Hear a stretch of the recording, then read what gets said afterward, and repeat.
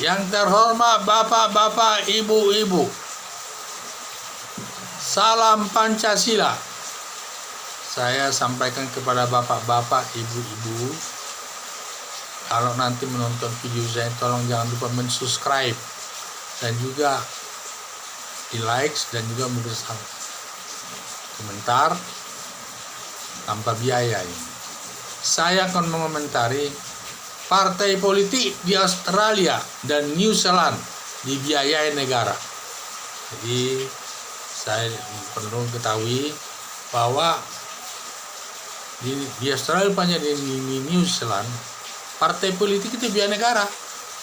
Makanya di sana tidak ada korupsi. Pernah mantan Mendagri Cahyokumolo mengusulkan membantu partai politik dari segi keuangan, hanya membantu katanya. Berapa orang, dari satu orang jadi 1.000 sekian. Tetapi ditolak partai politik, katanya bantuan itu tidak ada artinya dibandingkan dengan biaya operasional yang dia butuhkan.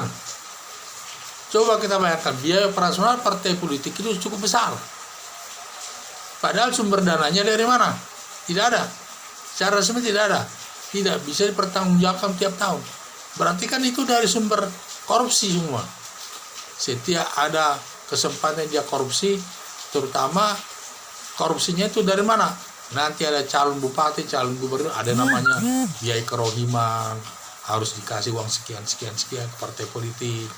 Nanti kalau kepala daerah atau anggota DPR yang berhasil didukungnya menjadi kepala daerah dan sebagainya, dia nanti setiap ada proyek dapat bagian sekian persen, dan demikian seterusnya.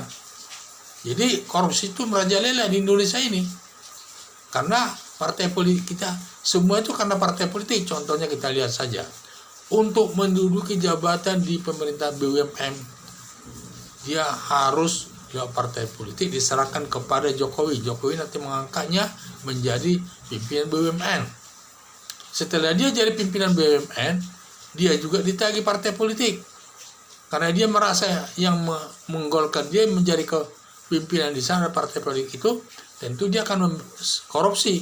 Dari hasil korupsi nanti sebagian diserahkan kepada partai politik yang mengusungnya. Inilah kenyataannya. Sehingga memang mereka bisa hidup. Bisa agak lumayan kehidupannya kalau partainya besar. Kalau terutama dukungan calon kadernya itu banyak menduduki di jabatan di pemerintahan, partai politiknya juga otomatis gemuk. Yang dengan cara-cara demikian, segala sesuatunya ada uang dan sebagainya.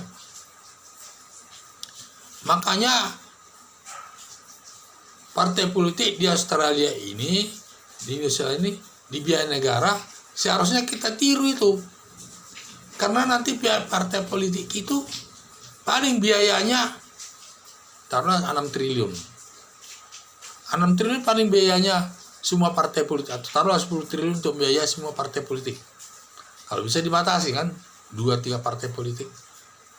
Sehingga nanti sudah hilang perbuatan, jadi nanti tidak ada lagi uang kerohiman, setiap ada proyek dia dapat bagian, tidak ada lagi.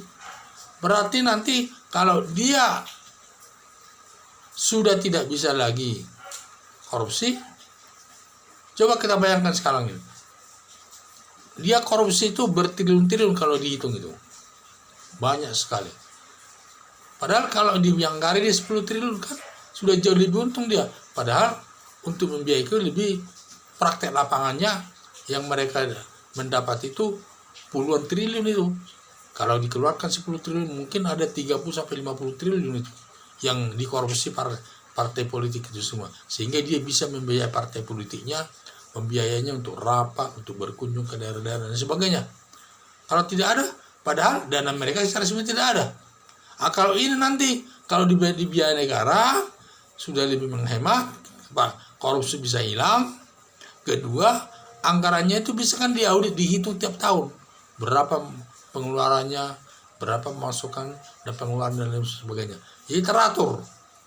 Jadi nanti ini maksud saya, kenapa partai politik biaya negara? Tujuannya satu-satunya hanya untuk menghilangkan perbuatan korupsi di Indonesia yang sudah begitu parah. Menurut saya sudah parah.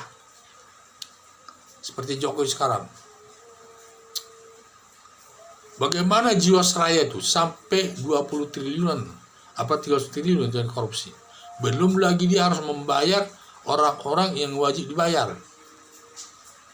Sabri saya dengar sampai 20 miliar itu rugi. Belum lagi dia harus membayar uang pensiun itu setiap bulan. Jadi sangat besar sekali. Dari 100 lebih katanya perusahaan negara itu yang korupsi, yang tidak bisa memberikan keuntungan kepada negara hanya ada 80%.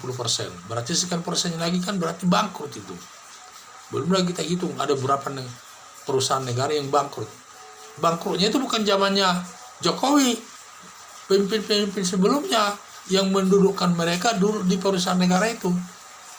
Jadi begitu.